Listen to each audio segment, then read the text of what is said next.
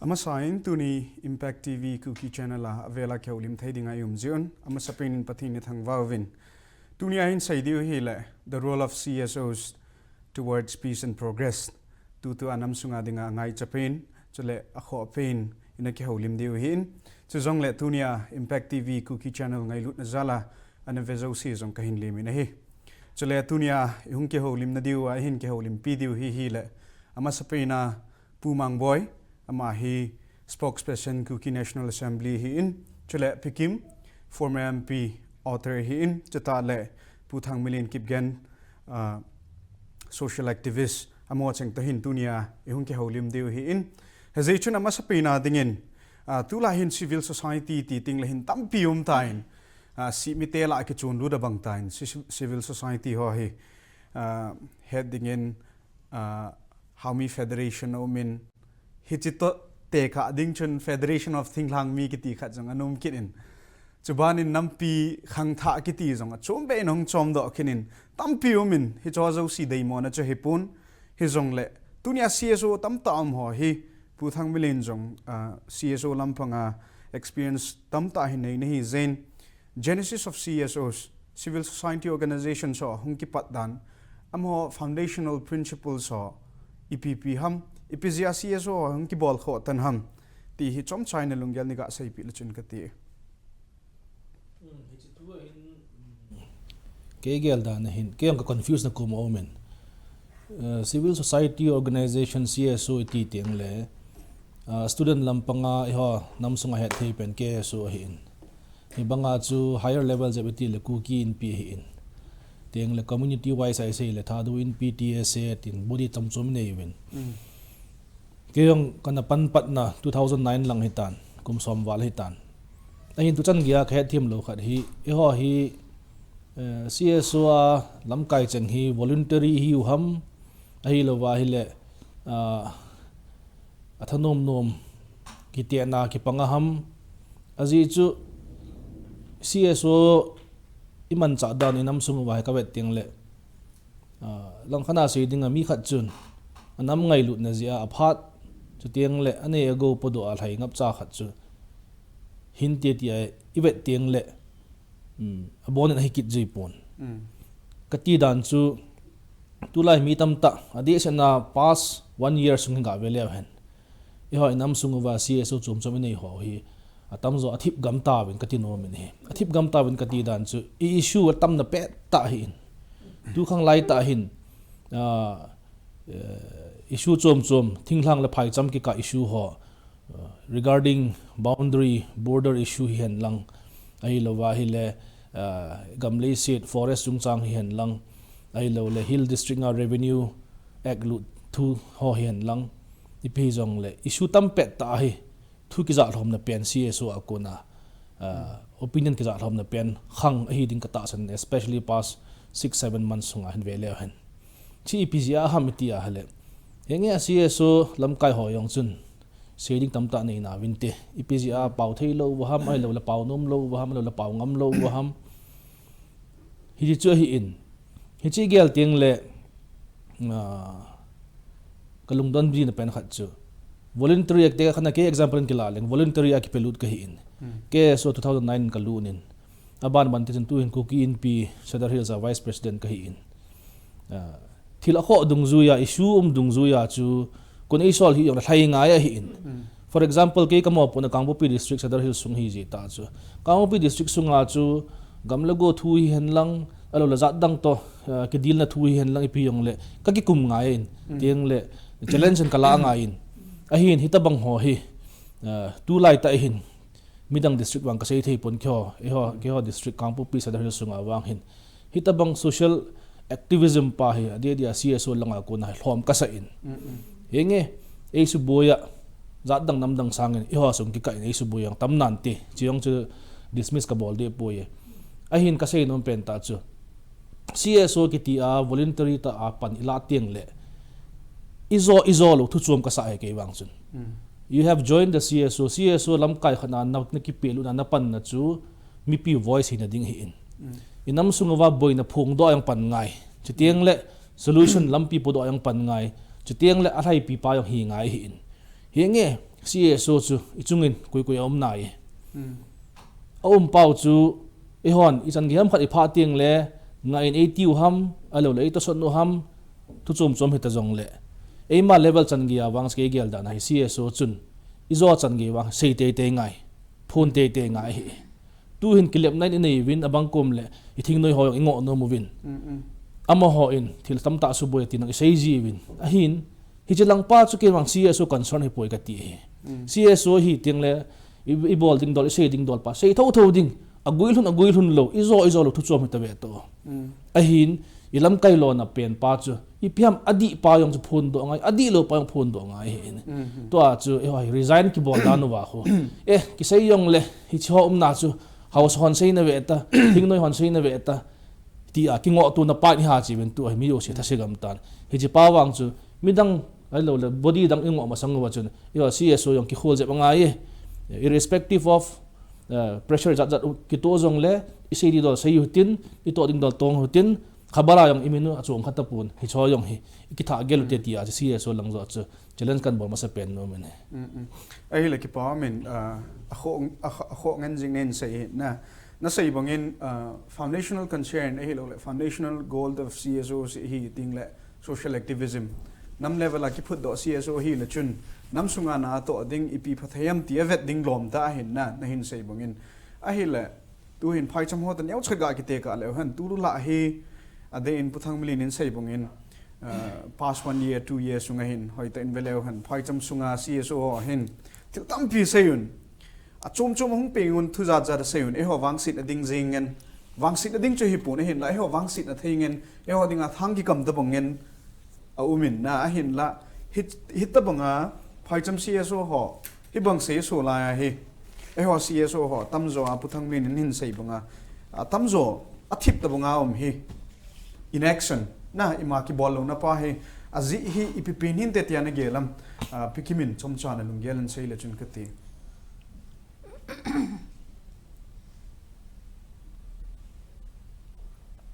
Israel te history hi tu la hi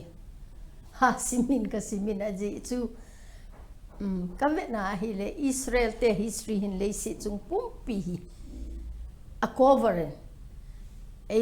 Christian te ke se hi lo in hi chi chen ha vet nen ka ve in hi le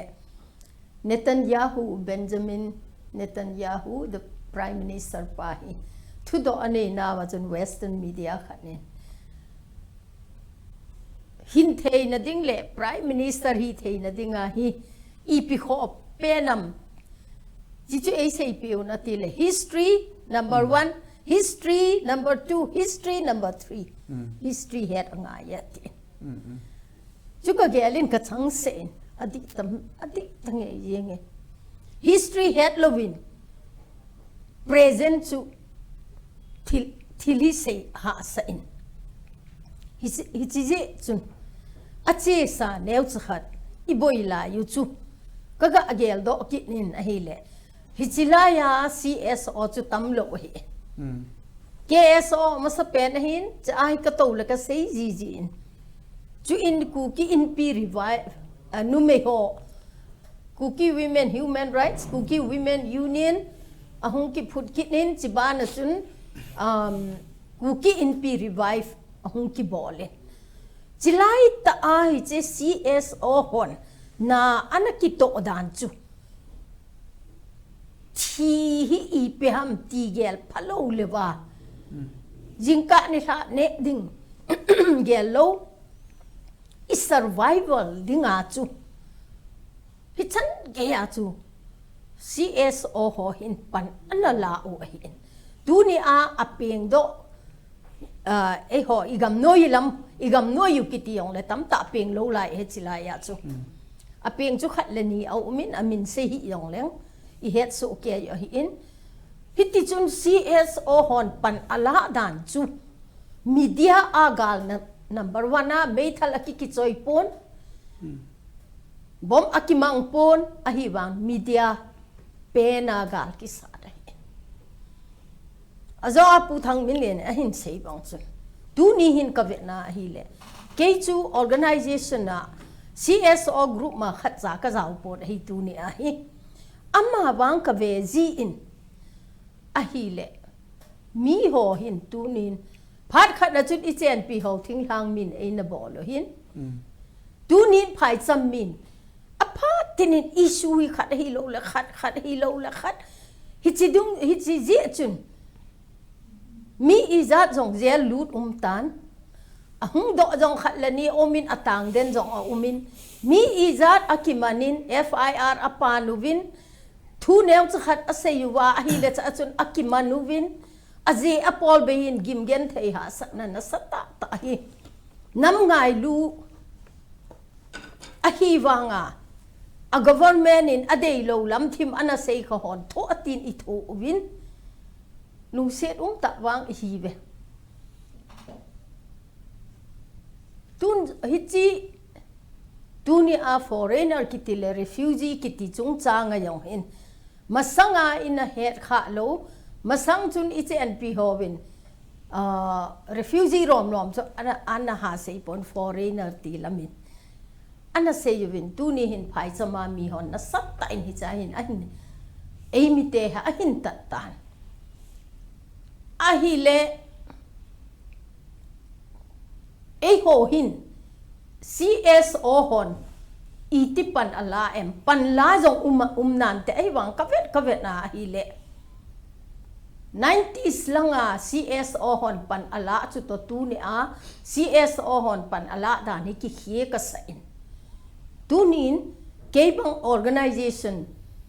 khat sa azaw chu ka hipoi ama bang individual la henge sei mo poi bonat na zala chu ki hung pangji a hi in tunin ama ho hele individual la be se hi po vin he ama ho baking he silaya hung to ho hi hai cham mi ho ha di a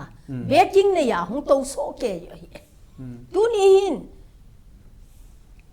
for example in kim thu ka het ka po na izat ham khat se yin ka ting hilang koi macha kanunga ei be lo hi ama ba mi pi ten I pichu I pi ham ti a he tampi jong le anagi al kho lo ho chu hi chi au ta ye ti na theya chu ka hung pan ji in hi chi a ken ka dei cho hi le di ka sa cho hi le ka dei se lo di ding cho hi le min organization mina for example how me atitawe chi chu na hin bol le koi pang dam CSO hizat I umuwa hi le I pi dinga chu khat cha chu ji la ya hi hung to wa me cho ki phel golum ham in akapantan mi tam ta in za jong za da hitin phai sama cheng ei mi te jong anok no mun khongun tin nok min sei na ve taw a chai na le khop te ngule thip te ve taw hi lo hi ka so pi te ho phai sama cheng ho lung monga ki pa ta I umu hi mei aka pana hi le chu a phat na phel nga ya hi in chu mei hung ka tan a phat na I phel lo le in chu apum pia hung ka teng le hoi lai ham I chen na di hi chi ji a chu tu ni a hi individual la ki sei chu a ki sei khat hin a hi wangen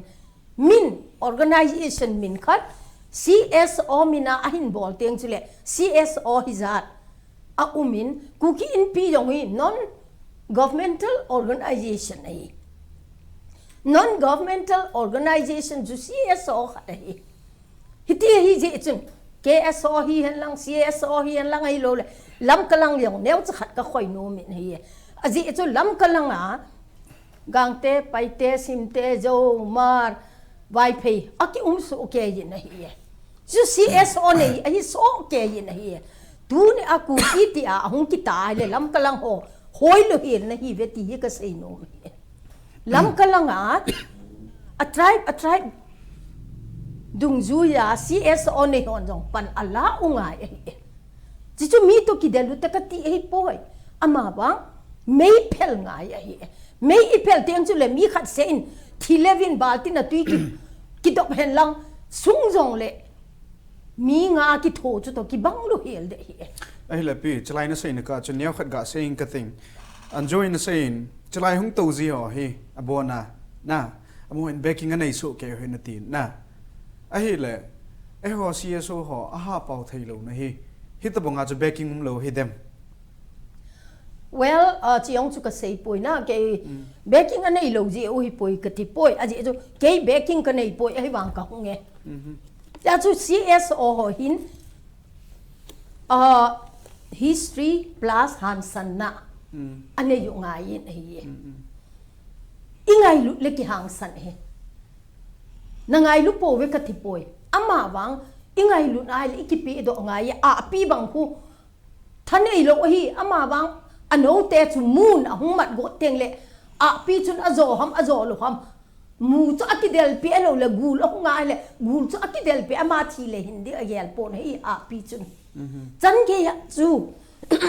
wat sa khanin bon pan ala ai le ei ho inamo hung ki su kha hin tu ne ai akuti ya chu CSO ho zo se hin pan ala lo kho tai ti na ka se ei bo we na hi se chun baking ka ti na hi ama ho thu ka se hin ei ho chun baking nei le nei lo le min attack ei bo la hi le ei chu defend mai iki bol chu defensive hung hi teng itha lo he ti he he ya chu Israel te kun min hin bol teng le ama ho zo in strategy phate cha kho nu wa ama ho zo in take a ball ma san no he mi ga that nu te ka ti hi poi ai wang strategy iki si mo ngai je he his strategy chu ei ho in the na diu le idam the na diu le I survive na diu ka ti he cha chu ei mi tel a chu tho nei tam ta umin sum le pai hau yong tam ta umin a bol thei tam ta umin hi chi a chu thing teng ka ti le ka sei yeng tu ni hin I ve na hi le lung kham ta khat chu ei le ki bol teng I ha nu vin gap se nen I ki bol lu vin a hin midang to a hi teng le koi ma cha a platform ma to nom jong I ji ta po win aka la khana pusal chapang nu mei chapang thang to ma jeng anam ngai lu ma jeng po na je a thu cheng khat cheng ni a hin se ya hi le a zo in ka seitan chom chou chunga chem he me kiti juna ipui pa ten chaga chunga thu atamin chom chou chunga chem a hit me ti tabang chun gen thei chaga te nam pon ho chu ong pau teng le hilanga thu nei vai hom ka heti hon gap sit se ne na bolun teng le ama ho din pi ding ji lo hi tai ama wang CS omina chu pan ahin la teng ule CS o ho chu ha I chu ha ning ka te iti CS o chu ha nei chu individual mi khat se sang chu mi som nga ki tho chu ha zo chu hi chi je a chu a backing group mong e hon ne yu te ka ti e hi pon ai wang han san na apang thei ho yong chun du khat na a baking a ding jong nga ya chula ipidinga ai din pilo ham a hi le ke pam in na pi thil tam pi ne in sein abona phachum jing ding kata sanin a hi le tu line CSO tam pi in sei jin ai su tam ta ma ipizia min race ball lo ham CSO han race ball lo ham ki ti ting le hin am ho tam zo na sei jiu chu hi le ki ball jong le pan nom lo me pia khuna jong support chan ge om lo chỉ chúng cho na chú in sung wedding zing sung le pai ha sat na tam ta nei zing na a hi lo jong le chun lam amo chunga hian lang amo nui za hi jong le a backup ding lo ta pungin ze na mun tam zo hin te ka na in jani donga at sum ban ke bola kang bo pia jong chun ban bol ding a ho lu chun ban bol a hung ji chu mi li mi ngam khat kal hi ji pu na a hin la aning si a hi mi pi ho zo si hi a ki phun tho in na lang khan ai gel ting len CSO ho jong he di na kharom zin na hi chlai ho mi pi ho ki ka le CSO lungel lam kai ho lungel ki ka a ki ha thim lo na pa hi pumang boy nangin chan din muna na gelam hi chi itaponga su di thei ham na lungel chom chain sei le chun kati in sei so tawen sei nom jang am ji pon ai yong len sei te ngai ji to CSO ho chat thei poi tu cha dang ai pon ai thing noi mi ho he Manipur chief minister lo pha na he upai lo he e wan ban ni bol win ai wang nagam kai ai pi ma mo ta phone bola chat ai pon tu tribal issue a thili phai na hong ki tu thi cho tam jin ai yong la chen at some te ban ai yong chen ni piung sam ti la TSA te chu press list bol sa ke hon hi chi economic look at ka pam po ai chi sa chu chu ai bo ni chong le CSO ki ti wa hi e ho Punjab Haryana ki te la hwa khon chang le khan ai ha la mun chum chon chang le i ma chang cho kho ko ni cho he involved ngai lo hi ta bang pressure group jang ngai nai sai lo hin Manipur ki tia hin state chum dalwal hin alhu nung po ai wa nga he jong kya sei la hin chief minister de hi wal chun a khial de devin ai wa nga a khial chu thin hang mi hi thei lo ding ti pa domination politics kan men hi chi pa ya he e hoi cha mo hin more than one chief minister ngai cha chu hi chi is sei hil ket wala chun IPC 153 communal thil so at ai wa mon de ki sei thi ket hin yo ni sei wala ke bui ket hin hi cha wat dinga nai le mun dang dang adinga chun thil ki be han lang ki yong ki do pon ten e wa he Manipur context hin art min thil ki khanen he rules ki til Indian constitution chu ki jang chu ai wa mo phat chu na ya chu all an hi chan na chu ko ham til le ruler chu chief minister ki hin na ji chu na man cha cha hal num hal ki hin chong le ho hi the rule people I chung wa e ho pa kai da na om hin na hi chi pa hin ke la an ding hi thil ha sa ta om ji hin ga sei ding mang ho yang khu unlawful activities prevention act nu ya ma nu chu ta he ai wa nga chu Manipur government chu ana to chu valley apa na it emle hi HSA index na bol chu unlawful hata anga sa hin na amo yo chu unlawful hi chu ai wa ai hoi ki man ji chu ai cho to bang ai hung hi pha na he chi chung su hin ta lam ka centenary ge an hoi pi pe khat ben hi cho he bul sia len ken adam mo ne ken toi bol wa la adam na ding ka he ka chang se sa ku kin pi di do pai pu thu sim hin na ding in tia le chun hi chi ku ki in pi te hi I thi sa hi wa la ai thi he ti ko ni khat la achum be sei na ngi ai yong len ta min in nu si na hoi pi ham ti le CSU ho ki nam mei thal hi pam lang doin ai ni lai si wa chu kha nin na election na isu pi kai na ding ai bol phat wa upai do ai ta hi cha hi chung wa mi hung ki chi ma hi chi CSU ho chu I de sia si wang wa chu I hon thang jing lang ham khat na piam khat bol we ilung no mo ji ben ai wa chu election lai chu koi fan number chu kun na niam khe su ke ta chu cha chu thil khat nan bol la le mi pi a ki tom ding ho ai pi ho ding chu tip chat kit ta chu ai wa nga lam ka ipitama MCM kamal tai chu pa en centenary get hi ta an ko chu an jing lang a chu piam ti la public interest litigation na ai cha khu PI la bol kum kit nu chu chu piam ti la drama hi chu la ya brain master pa hen thili a bol num bol chu a bol gu ni chu langa ho acting khat we ga bol ji chu na mi gu hi chu pha la chu u ki hol pyo ki thuwa en bob ji hi chu e ho hi langa hi ngei pheo be a langa hi mi thai khat hop la I mi thai khat pa chu people siam da WhatsApp gu mai ta le ki nu chu na hi chi receive song I bol do hin to a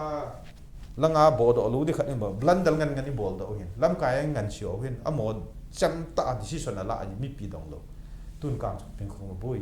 ai wa nga cha amu pu wi amu lu ki sa wi lang pe a khun Bangladesh langa chen ku ki chin national front I piam khat nai khat ni lu sei tian mi yo ram tian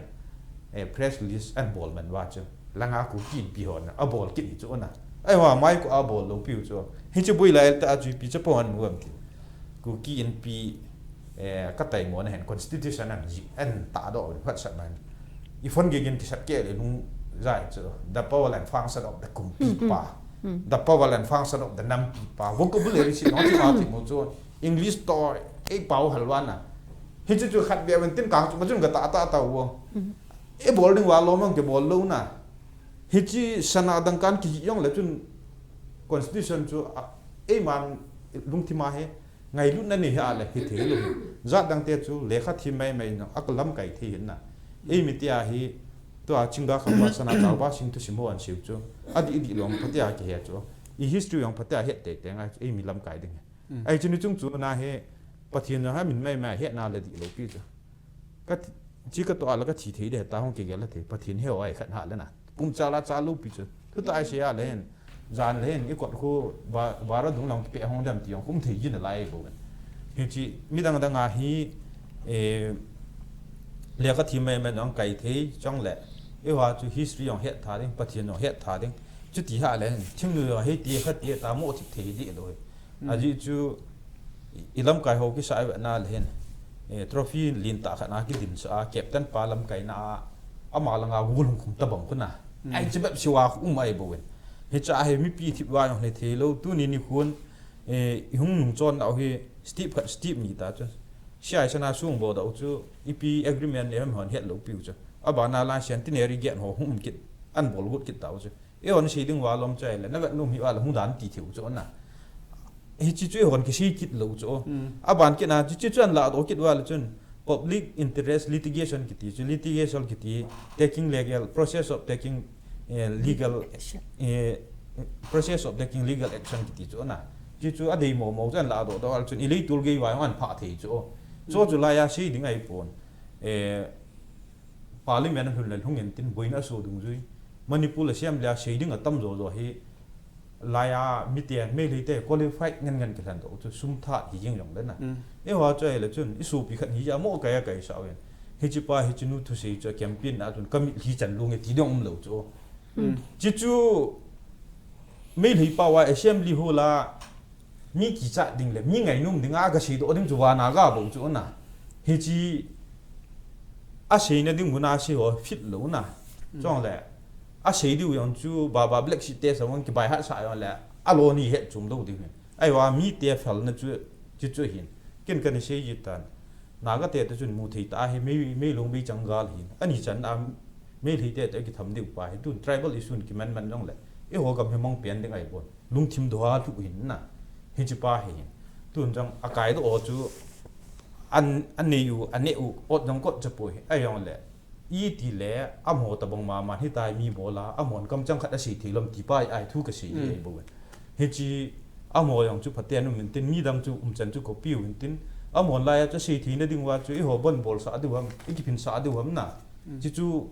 drama tho thim nga ye chi i cha mo na chu dang ai pon i thing noi ho hi pam la nga za ding ai bon i ho su nga za ding ai pui ti pa he na thi chat moi thao he ai le pu nain sei chu atam zo chu mi tam pi lung gel jong hin tit na alang pia chu ho chun izat ki gel jong le achung langa par hi ting le chun boina tam pium the hi ti chu mi tam pi lung gel jong chu hinan tin a hin la lang khana ve ding in kin kata san khat chu there is infinite power in the truth, there is infinite power in the people ki ti na heti chun lam kai lang chu ti ta jong le mi pi ho chun he thim cheng ngai lu cheng chu ki gop khoma na pressure pi ting la chun hi chaka chu thei de ham thei lo de ham nang nu gel na na ai chon chu isu boi khop lo piu cho thiam bat na se ya mak ho chu IP 753 lu na ding lo pi chu 700 square miles politics a ki man chu na chu a he rearrest bol wa e hon don lo pa na he cha mi joint action committee ki form chu ai cho si chu social media ai mu we ke nu mina sui kai PPU PF min zat bang phat ong leng ha chu cha chu miu si ki cha pa khum le le pha na chu a lo ta bu chu he chi tu ni kha i thip nau ki bang do pi chu mei lo don ding chu mak ho hi e ho ni pai khat lo wa chu mi a mo da den dal dan cha khe na mat no ki chu na e hon la nga he sima ta ai ni lo chu chi a ma bo lo chi an bo thi lo pi chu kui tek dam jong khe lo pi chu mo tho ai tu chu chat mo hi la ha yu chi tu ni khun mi pi chu ki fel na ma yo le thing noi mi hon lung gel khial hi wa la na ki zo na ya bang phat la manipur boi ding phalang si mung ki zum su ding ki nan na le jan la phana bola pi na bol sa tam choi hin thip na ti le inin wa hong lo thok den amo a ki khial ling a lom na article na ya fo e ho ki khial li lo pi chu e cho lo chu ki khial ling ti ne yu bu cha a hi le chu jong chu gel dan khat midang tam pin jong gel ling ka ta sanin na tuan pu thang lin hindong kin ing ka thing ama lung gel ka head no min tun an joy sei apat langai sei bang chun phai cham sunga CSO ho hin thu tam pe bol tawin ni sia press release a khu newspaper a khu against the cookies athil khat be ki so te hin na phai cham CSO ho pa na a hi le hi cho ta bang din mun a hi ta le hin tu a he hon ka ti na hi e ho CSO ho lam kai na ku ki ho hin ipi thup ipi ho hi bui pi diu thup pi pe no mam nang ma ngai dana a crux in kilut le ke vet dana hi tu la sung hin past 1-2 years vele chun me lei te hi nam khat na hung din khom cho nam a hi naw al lo le din mun khat ani naw pa ana don khalo te chun nam khana hung din khom cho amho ma sang je ma chu chon dan hin dan pau dan ne dan ki kheso ke yong le na go ho yong chu nam khana ana ding khom ta wa cho tua i ho hi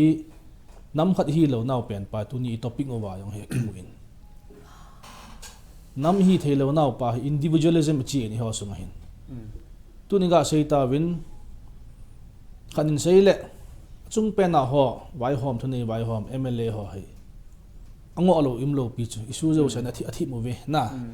ai lo le concern hi po ve ima cha bol po ve itiu chu ban ki na hun ki na le thing noi ho jo si yong ki ngo so ke he pat chang koi ma am lo pi ta ban na cs yong ta bang ma chu zero ngen ki so ke mi pi yong i chu mi kit lo 4 levels a sei le am ho ki ka chi level li a chu i ma cha correlation umlo coordination umlo hita bang chu hi ya chi ti nam ki ti dham na nam mi ti tiang le chu at various levels of administration and authority yong le ki gui zop na kha chum te ngai chu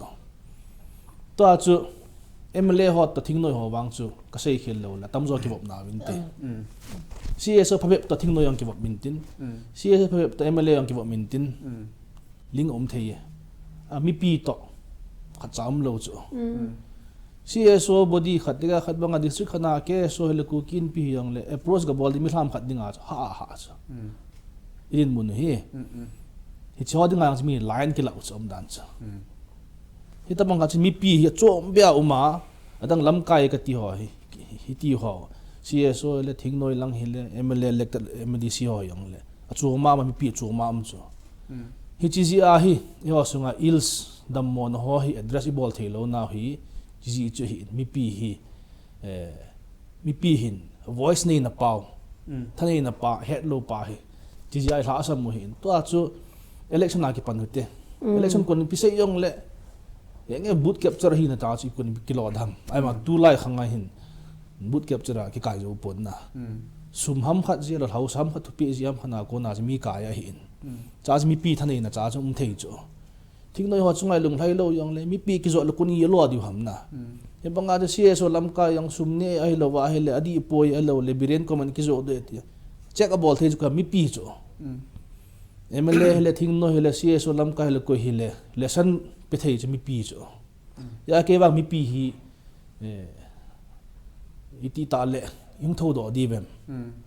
ke yang ka mo na kha chu yung ki no hen lang ka in yung ki bulu hen ka ti chu ka di lo wa hele hi chi pa chu koi bajang ki sei thei lo chu ke tu ni ku kin pi VP khat hi na en chu sei leng mi phalo pa khei ta chu I chama ki het ngai hin na ultimately inam din mun hi koi khuna ki ngamam iti ahle to a hi din mun di lo ta ipha pha no ba chu at the lowest level of authority public a chuna langkana se at the lowest level langkana se ala chu highest level hi wai chu mi pi hi icha lai ta mi pi in thanai na pa exercise I bol ngam lo pau hi mi pi hi tham khat ki tha gel ngai jin ka sei banga chu level li a authority in nei na wa hi khat cha ling lo wa lai se wa chu le kha hello le talk so ho in za nam ti yong le hen ina to pa nam hi na pa chu pu do thei lo ji a chu ani a issue neu cha zo si ki pal ta wa I ma zo se thula la ma zo si a himin dem na ai lo le no khum na I nei jing thei na pa hi I pham te le min ni sia e ba no chu khat we ke se thu le tho do te ki ta lo chu chot nap ki issue khana chot nap ki kit na the forest thu hian lang overlapping boundaries villages ho hian lang ipi yong le ga sei saw je le overlapping village ki ti for example Imphal West to Kangpo P district ki ka hutam ta li song ki bolin el Imphal East to Kangpo P ka hutam ta li ki bolin hi chota bang hi ong ki pudak ma yong chu ivet le ke yeng chula ham adi mo chu khu khat chu Kangpopi district a ome ki ti chi PG ki sei the ham tile gazette an su chu gazette chu government order government gazette chu ala tuni mama hi chu government mama chun si kho hi Imphal West in ome ati ki chu iti the ham the government should question themselves na chi chu bowin choyang boy lo na ding khat ai wanga chu apau do ding ho chu koi ham iti a hele ehon hdi gun chen ai hlen do ho chu assembly to ho chu apau do nga hin am ho ko ni ma cha ki za ta poi akiza ta lo wa hel aban shading chu ko ham ti hal chu CSO ho ki din CSO nem cha ke sei ki ta poi na hi chi hi ala chu cholo chu tin to ding na tong hi be ti ha huna ma lo le force ai lo le i tham kana chu ano thei chu kam le thing noi ho hi gin thing noi han cha sei ki pon na hi cho jo se thip ta ya chu mi pi ha bang ki pat pha ta ka ti na a hi lagi parliament chi analysis ka chu kin jong pha ka sign hoi jong ka sign ke ma gel dan jong ai na like a chun gap khat na layam tin ka gelin azi chu thil khat chu itabang din mun hi jong le alam kai ding khat na ahung ki pan ding kharom nga in ami pi ho la ami pi ho ki ti jeng chu ami pi ho cha bona chu ahung khom ki thei lo hin na his like a chu his like a gap chu na mi pi ho ka gap chu itabanga bridge ball thei ai dem nang ma gel dan na ke ge la hi mi pi hung hat na ding hi mi pi hin tu a hi thing noi lam kai hola tham ngam po vin tin directly hi thei lo chana MLA ho accessibility lo pi tham the hi ve ta o CS lam kai ho e bol chaw han ka ti chu yo a chi le chu student lang hian lang alo le a in pi lang hian lang pi lang hian le a CS lam kai ho be hi mi pi hin e bol chaw han lang na chu ti han lang le chu lam kai yong chi either kangap chat lo wa le mi pi pressure pa chu katin zo lo ka to di dol chu kangap chat lo le ka ki resign na ki chai chu ka ki resign lo wa ka post ka i tham lo ka atong nom khi ala chu ka to te te ta chu aji chu mi pi ka chunga ki phin tiang le ka be ki nga pang te te diu chu na thil khat ei mi pi ei no tiang le chu o hi chi mi pi sei dung zuin ke nang phu ning ka ting hileng ka nung wa ding in te ti khat chu ka kinep de chu to a chi chiong chu lo chu thil khat ei chama lam kai khat hi na i ngai tu a ki bol ta ni ti a jong le o police in man go tai alo le bireni in hol tai ai lo le pham khat ka chunga chu din hum tai ka nung lang ke lang koi dem ki ti ki gel chu lam kai ho hin hi chi pawm lo na dinga chun tua hin mi pi ho hin at least nearest local body ema kholewala yong CSO chu na kho level chunga chu block level a uma district level a ki chu hi chobe hi mi pi hin na them khat hi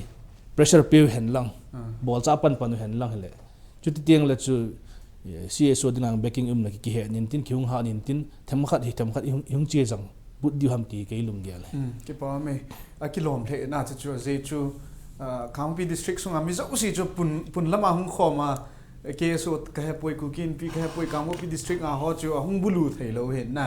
a khoi nei che win kilam kai nei che win khumi pi ho dinga chu ki su khom ha lo hin na te ka na neo pina sai dingin hi cho ta bang jong chu ngai ka sign a hi la tuin hi to ki sai chun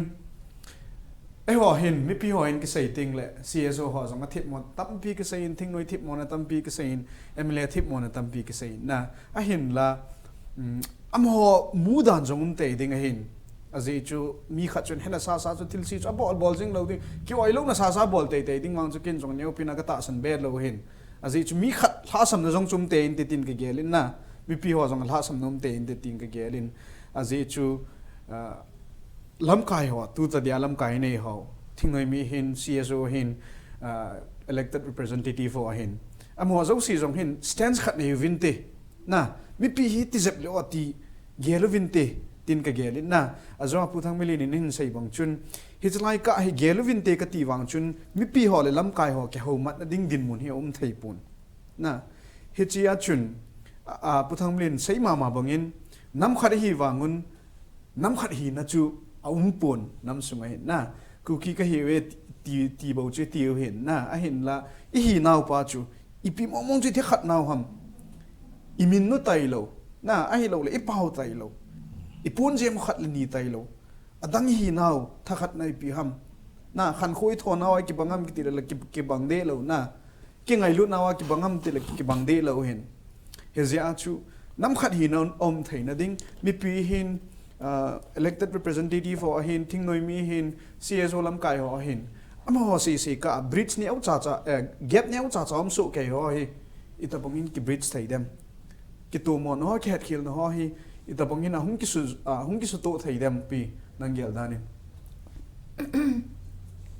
emite mentality hi I het so ke di wen gin cha do min mi pi te hi hen lang mi pi la chun CS o yong cha tan ateng le gam noi ho jong chu mi pi la he ka tin chu group ma ho na min ki pho thu hin bon wa chu mi pi a ki hin le I mentality hi I vet na he le lung kham bang o mo nge ei ho hi force khat na sat ta koi ma cha dem lo wa ku ki ti a he le at ha do lang hen lang tha do ai lo wa hi le a ko I chu hi jong le bang te pai te sim te ka bo to ke ya chu a tek ei bol jeng wa teng si le I te ham khat nin lampi ki ngai lu na chu hi jong le lampi khat na chun ka te ke hin pu ki ko hi lo ham ka ki ti le mau ge ne I ki kai khat he in ti khat nếu cha cha hung ki gel in ji cho hung ki chai le I bang a be hi ki ji wa hi a chu puthang mi le ne a thu sei chu ko ngai a he le systematic ka sap ka sama ma yeng in adi mi pi hin pan a hin la khom thei ting le ko ham ei do thei di wa ama bang ko ham hi chi su gom ding a chu ita bongai su gom thai diu ham ti pa Germany chu event na ile after second world war hi cha chun Hitler chu na sat ta in athang atom in Germany in gal azol lo je chun ai le cha chun first world war hi cha chun Hitler hin pan a hin la in mi pi te chu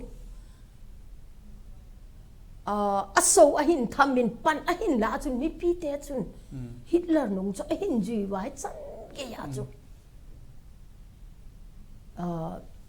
German te hi ha to no a hin ala tu ni hin hi ta ei su khom thei di wa chu koi a hi dem ka hia la a hi le ke yong ka lung kham ka sa in a hi ke wang mi pi ka ngo nom poi a ji chu mi pi hi ke yong mi pi la a ka hung that na hi a sot thim le tan mi pi hi sei lam kai khat nin a sei mi pi hin azui ye e ho la a hi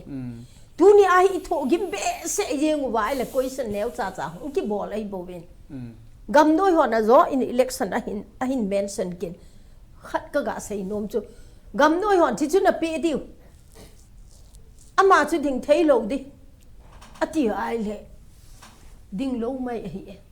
ai lo wa din yong le kai lo hi le hi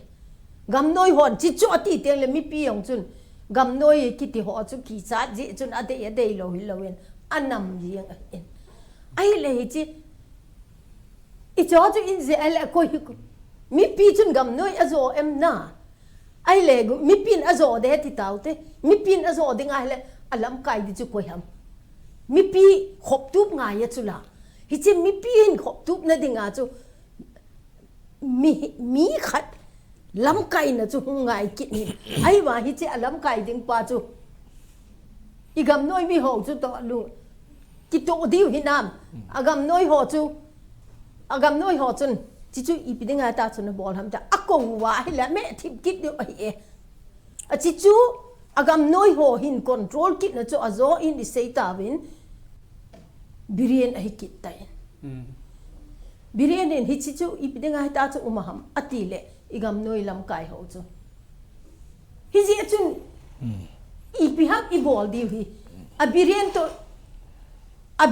chun I chung bu mu wa thu nei tan siam se ai lo he ama chu gam noi lam kai la ho zong ama noi ya kit tan hi chi je chu election a aki jep aki man aki su se I za umai tam chi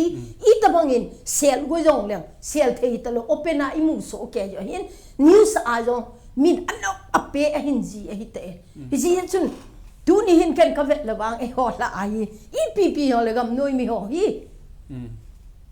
gam noi lam kai ka het ti ho in lung agel phat anga ye ti ka gele aji chu nom le hen da le hen ama ho hi min bireni no aman sa the hi vin atieng le ama ho chu e ho la a chu hau san jong gam noi hon thu khat a sei ting chik chet lo hi e tu ni a hi nam ingai lu je uwa hi gam noi gam chung thu i sei yo hi in hi je chun ka vet nai le gam noi hon lung agel phat anga jin he at least election ki kum daw hen election ki kum daw hen lang ama ho chu gul pi lu min lu mo hen sai pi lu min lum ta diu hen lang ai wang idea chu i pi ham ama ho chu na sat ta in thing teng dan in mo hen lang hi le dei au umin hi ya khu ti lo wa election mai Indian election mai ya pan ila wa Congress le teng Congress dinga ipanwa BJP le teng BJP dinga ipanwa tun ap hung len kin le ap dinga ipan kin wa ai le inam chu iti politics kiti chu politics divides politics in mi akhen ahin culture kiti pa hin e ho e su gom di o in politics a igam noi ho ki involve sung se ba chu mi pi dinga ba ha sa de hin inam zo mi noi se en mai on a hema ma jeng un he aji chui pam ti le election sung le election duty a chi ha tam zo mai the hi cho tam ji u wa hi thing hang kut zonga than lon lam hen lang a hi lo wa hi le ti pai muk lang hi hen lang hieng lep khen lam pe hi jong le mai the ho lu no wa zo i me zo se amu hin ei noi se che u wa tu ni a hi azo in mention na hin bolun khanin langa ha tho lel ke khanin langa hi people cm te a Facebook news a hung ki so ying ite ba ko ne ho pi chu ite ei noi se da deu election khat adi na hai lagam noi ho ano mo kai sa ki no bireni ji na hin kai sa lo le ti le tu ni a su chung chang hung ki sei ki ta su ipidinga su se yo ham jong ina sa en ka chang sa en ka gele ai le ceasefire le ipidinga sei lo ham ceasefire ju koi le koi ki ka ham isopiu I am hot government of India ki ka hin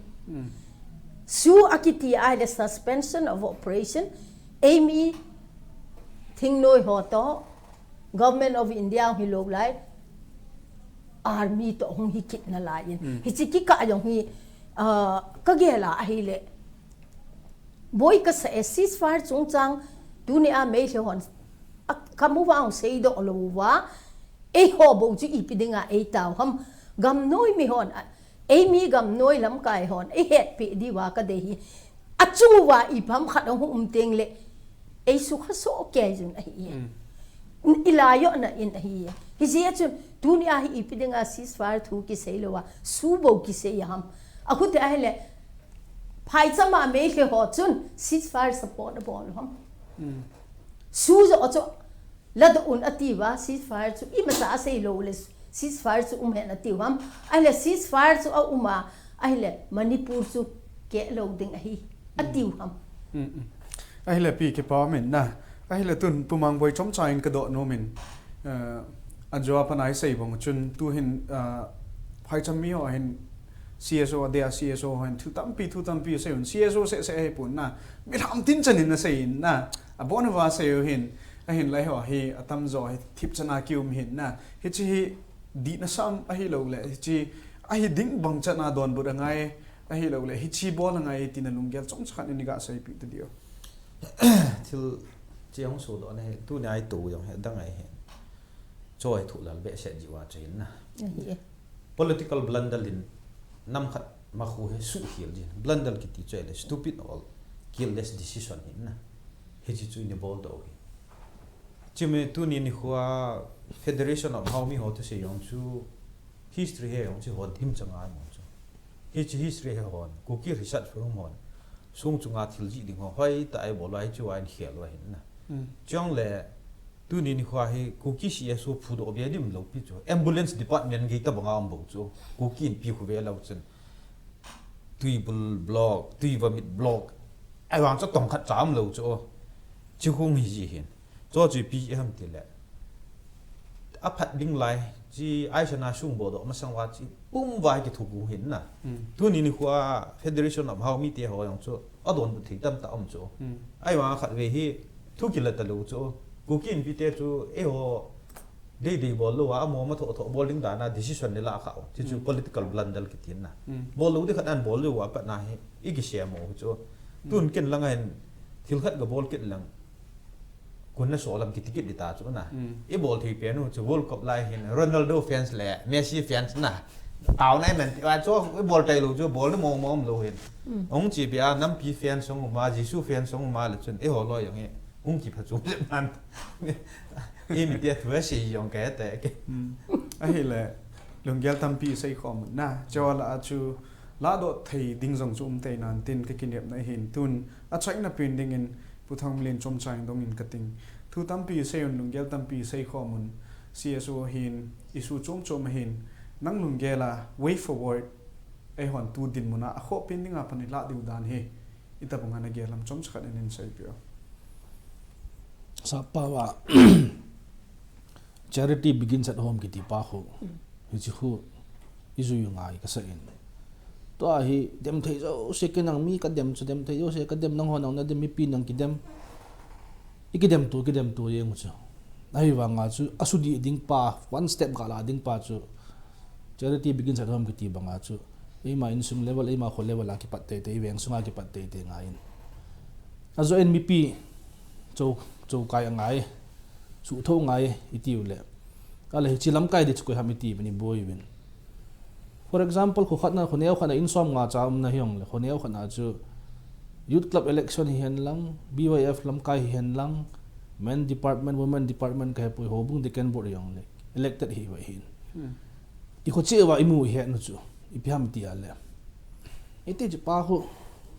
ลำไก่หงปันเลยมันจะในโลปันตัวเห็นสกูตี้กิจอดตาย for example นะอย่างเงี้ยที่งอเนี่ยดีเราตั้มในแบบตายแบบกิลังเตี้ยตัวอุ้มยองจู่นะอีช่อยองจู่อีหล่อดีแบบไม่โควะอีไม่หล่อโลปิวจู่หล่อมาละเกี่ยงชิคกี้พายเลยโควเวลาชิคกี้พายทีหลังอัพโหลหลังอากิติลเขาจีเทียมเวนอัพโหลไปมา local level สุดดิ้งป้าช่วยมันในบอลโปเวนฮิจิตบังคนเนี้ยเขาขนาดจุนกี่ไว้ปุ่นนะหงดีเห็นหลังเขาสายองจู่เขาส decision ball หินเขาจะมีปีจุนกิโตคอมเทียเห็นหลัง voice raise ball เทียเห็นหลังเลยฮิตบังหัวจู่อัลฮังก็ว่าดิ้ง example หงฮิตาจู่อัลฮังกี่ไว้ปุ่นฮิจิคุซุงซีอาจู่ทางกี่ไว้ปุ่นหงดีแต่เวตัวฮิตบังทางสุงา CSO ยังจะมาหาดิตินให้ตาจู่ฮิตอาจจะมา grassroots level หงกี่ปัดติ้งเลยจู่หงเจตุดีให้กติจู่อาจจะจู่ spontaneously ที่เราจะมาหงพัดดิ้งกติจู่แค่วางกระตาฉันป่วยทิ้งน้อยวันลุงอันเกลเทียว่า election อากิคุม loading เห็นลังเราเลยมีปีสุ่มโดนตา loading เห็นลังอาจจะมาบอลเห็นดิวจู่บางอาจจะ CSO ยังจะมากี่บอล load จู่ pressure ขัดไงนะฮิจิ pressure จะ invest ติ้งว่าเลยจู่ main pressure จะ CSO กี่ดิ้งดอลหินอากิฮิจูตะป่วยอีพีจีอาฮัมแค่ยองเสียงเสียตาเวฮิจิอาจ ultimately ตัวไอ้อามาดัง savior ดังนี่แล้วตาจู่ฮิจิ pressure ขัดจู่ตัวไอ้มีปีอากูน่าห้องเตียงเลยจู่ทิ้งน้อยหอยองจู่ตัวโซ่ทูลาดอดิ้งทูยองเสียวินฮิชอยองจู่ทิ้งน้อยดันดินปีดิ้งก้อยห้ามมีปีเฮCSO backing ดิก้อยห้ามมีปีเฮMLA กันที่ก้อยห้ามมีปีเฮฮิอาจมีปีป้าเฮทอดอนาขัดเฮห้องเตียงเลยมีปีจะ pressure group ขัดไปห้องนี้พดเลี้ยนถ้าขัดสุ่งเสียเสียถึงตั้มตากี่เขียนเทียกันตีตัวเดียขัดบางเขากังปุปิอาดิ้งอาเฮตเทียกังปุปิ district headquarter ฮิตันไก่ทิลมันบิอมินมอดบุงอมินน่ะแล้วไซคุลทาวน์อมินฮิจอตบางจุนนี่ขัดเสียอย่างเลยมีปีกจอดขัดตัวห้องเห็นลังน่ะอเดอเสียดิวจะดังเลย government นั่งเดมไงโลปีจ้ะเอวาสุกันกี่ปันหัวเตะกันตีตัวให้มาเจ้าเสีย government อีเดมกดเตียงเลย government จุนความพันอันมันจ้าเอชุทิบเลยจิวจ้ะ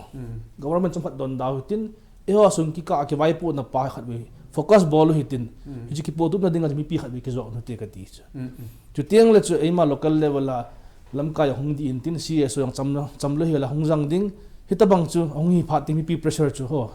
ฮิไลขวาอุ้มดิตินอาบานเขาขนาดจีกินนะเลยฮิตบังมีปี pressure หัดนั่นจ้ะเตียงเลยจ้ะทิ้งน้อยยังเป่าจะมีปีอีพา impact cho ni adiu chu hi cha wang ka kinep he ke wang chu who always not hopeless ahin achama mi overnight hung piang tha lamkai ho MLA ho alo le lamkai len ho jan khanga hung piang tha thin na pha an to ding wang chu kata san pon hi ding hi loading hi in hi chen mi pi ko na challenge hi last episode chen nang kana sei ji in mi pi hi su tho hi tin to ang phat om na la ye na lungnya na di hi poi ai wangen government thip mon na ai lo le biren thip mon na BJP thip mon na ingo sang i ho sung pa ki khol chil ta di hu tin i ho mit mon na le i ho bol khil no da ki ko asal ta di hu tin chitiang la i ho sunga hung di tiang le chu government chu zo sa hi ka ti ki pa ki pom le zengin na tu ni ke holi mo chu thuman tam pi tam ta sevin lunggel chum tam ta seun adi zongom thein tin adi lo zongom thein tin a phajep a phapin zongom thein tin na chu zo si chu igel jing diu thu hin i sei bang chun tunia chun alin langa pan a hung bui pan hi we tiu le chun alin langa bui ta le chun neu langa pan a ji ti ki pat diu ham na top level a hi thei ta lo le chun grassroots na pan a ti ki pat diu ham ti zong seun a hin la grassroots na ki pat na o la gang za toi sanga chu lam kai longon khat vei phuna lunggel thei jong le chun thamo de lo hin na lang khana chu ki khel na chu gang chala ki mu thei ma hin a hi jong le chun chi chu two possible ways hin a hi wa nga chu chi te ni chun khat chang ha lo di hin na lam kai jong mi pi nga lo di mi pin jong lam kai nga chom ngai lo ama ni chun grassroots apan a ki pan ding top level apan a ki pan ding hi chu hi ngai na mi tam pi lunggel hi ding jong kata sanin a hi le tu ni ke holim naw chu hi chan chun chai tau tin na ki pamin tu ni impact TV ke holim na ngai zo si cho zo si ke holim no zo si wa puna hi phat chum pi wa nam sum gam sunga ding ai khan to naw hi a hi ding kinep na hi in anangai zo si na bonun a ki chai na hi tol hanin na bonun thla na che bai